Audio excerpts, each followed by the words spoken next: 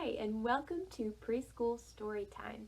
This program is designed for children ages 3 to 5, but everyone is welcome to join. My name is Miss Erica, and I'm from the Chattanooga Public Library. Hey grown-ups, one more thing. Please fill out the survey that's linked in the description box below. It is so hard for us to not see smiling faces every week, and your feedback will help us know how we're doing and how we can serve you better. Thanks. I'm excited you're here today. We are talking about moose. Have you seen a moose before? Probably not around here, but I bet you've seen pictures of moose. They have big antlers that come out of their head like this. Well, before we start reading about moose, we are going to do our clap and say hello song. So clap along with me. We clap and say hello, we clap and say hello. With our friends at Storytime, we clap and say hello. Stomp your feet. We stomp and say hello, we stomp and say hello. With our friends at Storytime, we stomp and say hello. Wiggle. We wiggle and say hello, we wiggle and say hello. With our friends at Storytime, we wiggle and say hello. Wave. We wave and say hello, we wave and say hello. With our friends at Storytime, we wave and say hello. Hello. Well, are you ready to get started? I know I am. Our first book is called Moose on the Loose. Did you hear that rhyme? Moose, loose, these words rhyme. Moose, loose, these words rhyme. Moose, loose, these words rhyme. Rhyme along with me. Maybe we'll find more rhymes in this book. It is by Kathy Jo Wargan and illustrated by John Bendel Brunello. It is published by Sleeping Bear Press. Here, oh, that's a huge moose. What do you do with a moose on the loose? Would you chase him, or race him, or stand up and face him? What would you do with a moose on the loose? Did you hear all those rhymes? Chase, race, face. What would you do with a moose in your yard? Would you ask for a ride, or invite him to slide? What would you do with a moose in your yard? What if that moose came to live in your house? Would you read him a book? Would you teach him to cook? Look at that mess they made trying to cook. Oh boy. Would you ask him to dance? Would you dress him in pants? What would you do with a moose in your house? Look, he is way too big for those pants. He ripped them right down the side. Now what if that moose went upstairs to your room? Would you share all your toys? Would you make lots of noise? Would you play hide and seek? Do you think he would peek? Would you beat him at chess? Would you make a big mess? Would you ask him to sing and then crown him as king? What if the moose was wearing your socks? Would you cry? Would you yell? Would you tell him they smell? Would you give him 2 more and bid him farewell? Why would Moose need 2 more socks? You're right. He's got his 2 front feet up here. Then he would have 1, 2, 3, 4 socks. And what if Moose took a bath in your tub? Would you give him 2 boats? Would you see if he floats? Do you think a moose would float in a bathtub? You may have to try it. Would you towel him dry? Would you tell him don't cry? Would you find pajamas and then feed him pie? Look, he has ripped up the back of these jammies too. He is way too big. What if the moose went to sleep in your bed? Would you tuck him in tight? Would you kiss him good night? Would you plump up his pillow and turn out the light? Would you tickle his toes? Would you pinch his nose? Did you hear those rhymes? Toes, nose. Would you shout, "This is it! You are too big to fit"? And what if that moose says to you the next day, "I think I'll stay"? Would you chase him away? Would you say it's okay? And go ask your mother. She has the last say. What would you do with a moose in your house? I don't know if I would have room for a moose in my house. I may have to ask him to go out into the yard and maybe find a bed for him out there. Well, I have another story about a moose. You know these moose are trouble, aren't they? This is If You Give a Moose a Muffin by Newmark. If you give a moose a muffin, he's going to ask for some jam to go with it. Some homemade blackberry jam. And then he'll eat that one. And he'll ask for another. And another. And another. And another. Until they're all gone. And then he'll want some more.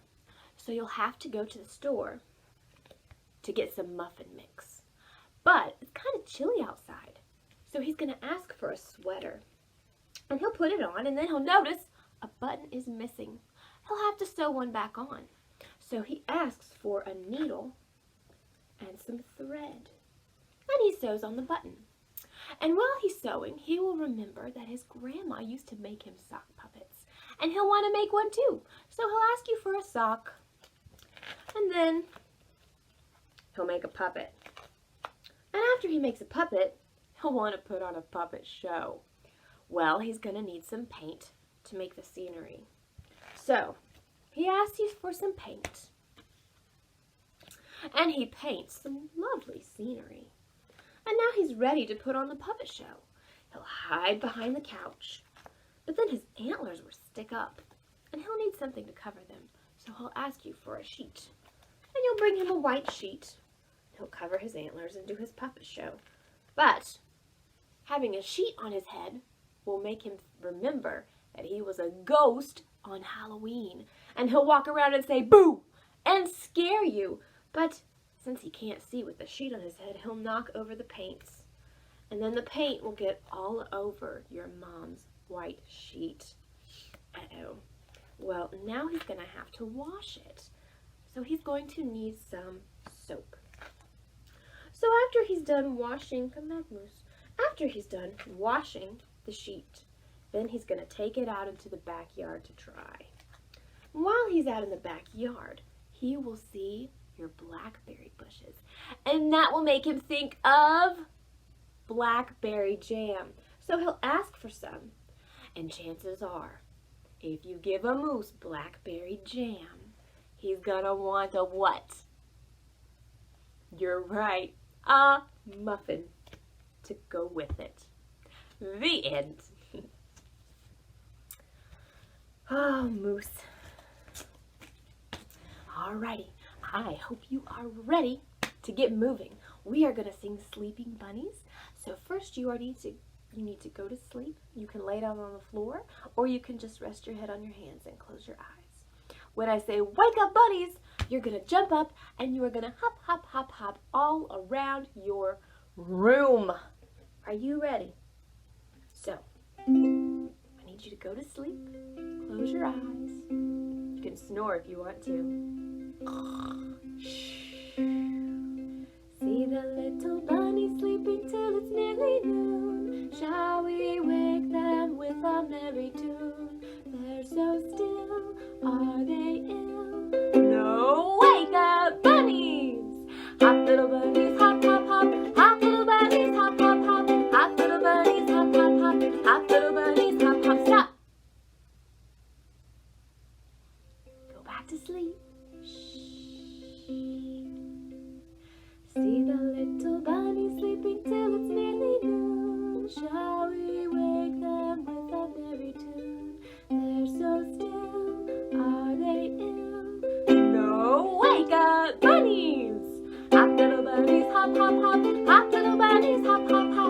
Hop, little bunnies, hop, hop, hop. Hop, little bunnies, hop, hop, stop. Okay, go back to sleep one more time. See the little bunnies sleeping till it's nearly noon. Shall we wake them with a merry tune? They're so still, are they ill? No, wake up, bunnies! Hop, little bunnies, hop, hop, hop. Hop, little bunnies, hop, hop, hop. Hop, little bunnies, hop, hop, hop. Hop, little bunnies, hop, hop, hop. Hop, little bunnies, hop, hop, hop. Hop, little bunnies, hop, hop, hop. Hop, little bunnies, hop, hop, hop. Hop, little bunnies, hop, hop, stop. Good job, bunnies. All right, I have another moose book. This is called This Moose Belongs to Me. This is by Oliver Jeffers. And it is published by Philomo Books. Wilfred owned a moose. He hadn't always owned a moose. The moose came to him a while ago, and he just knew it was meant to be his. He thought he would call him Marcel. He began following Marcel and explaining the rules of how to be a good pet. Much of the time, it seemed as though the moose wasn't listening, but Wilfred knew he was, mostly because he followed Rule 4 very well, not making too much noise while Wilfred plays his record collection. I wonder what kind of a noise a moose would make. Sometimes Moose wasn't a very good pet. He generally ignored Rule 7, going whichever way Wilfred wanted to go. The moose was a very good moose. He had a good sense of direction, and Wilfred did not. And because the moose was particularly poor at Rule 7, subsection B, maintaining a certain proximity to home, Wilfred quickly learned to bring some string along on their outings so he could find his way back, so he didn't get lost in the woods. There goes Moose into the forest. Sometimes the moose was an excellent pet. He had no trouble at all with Rule 11, providing shelter from the rain. Or Rule 16, knocking down things that are out of Wilfred's reach. He can reach way up to get that apple. One day, as Wilfred discussed their plans for the coming year on a particularly long walk, he made a terrible discovery. Someone else thought she owned the moose. Roderick, you're back! Wilfred was dumbstruck. This moose was Marcel, not Rodrigo. That old lady was mistaken, and Wilfred thought it only proper to correct her. This moose belongs to me, he explained. And to prove it, he called Marcel. Heel! But the moose didn't respond. He seemed more interested in the old lady. Good Rodrigo. Embarrassed and enraged, Wilfred rushed off home. But in his haste, and miles from anywhere, he tripped over his string and got tangled up. And there he lay. Oh no, he's stuck. At night, Wilfred was beginning to get a little bit worried. It was late, and the monsters would be out soon.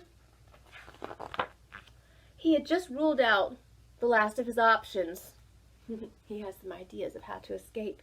A penguin? No, no penguins. A chainsaw? No. A bear with an axe? No. A hammer? No. A storm? No. Well, then along came Moose, and performed rule number 73 brilliantly, rescuing your owner from a perilous situation. I think it was an accident that he rescued him. All was forgiven, and perhaps Wilfred admitted he never really owned the moose anyway. There they go. Off into the woods, and he's got his blue string. Maybe he won't trip over it this time. With that in mind, he and the moose reached a compromise. The moose would agree to all of Wilfred's rules, whenever it suited him. That means He never really followed the rules in the first place, because he's just a moose. I have some more moose. I gotta clear off my flannel board. Can you guess how many moose that I have? Did you guess? Let's see if you're right. 1, 2, 3, 4. Uh-oh, they're not gonna fit. 5. Did you guess 5? Show me your 5 fingers. These are 5 mighty moose. 5 mighty moose sat quietly on the floor. One toppled over. Wow! And then there were 4. 4 mighty moose. 2 and 2, you see. One toppled over. Wow! And then there were 3. 3 mighty moose wanted something new. One toppled over. Wow! And then there were 2. 2 mighty moose wished for some fun. One toppled over. Wow! And then there was 1. 1 mighty moose felt like he weighed a ton. Oh, whoa, he toppled over. Wow! And then there were none. I bet a moose does weigh a ton. They are quite large animals. Alrighty, we are going to sing. Put your hands up high. So reach your arms way up over your head. We're going to start slowly and then get faster and faster. Here we go. Put your hands up high. Put your hands down low. Put your hands in the middle and wiggle just so. Put your elbows in the front. Put your elbows in the back. Put your elbows to the sides and quack, quack, quack. Faster. Put your hands up high, put your hands down low, put your hands in the middle and wiggle just so. Put your elbows in the front, put your elbows in the back, put your elbows to the sides and quack, quack, quack. Faster.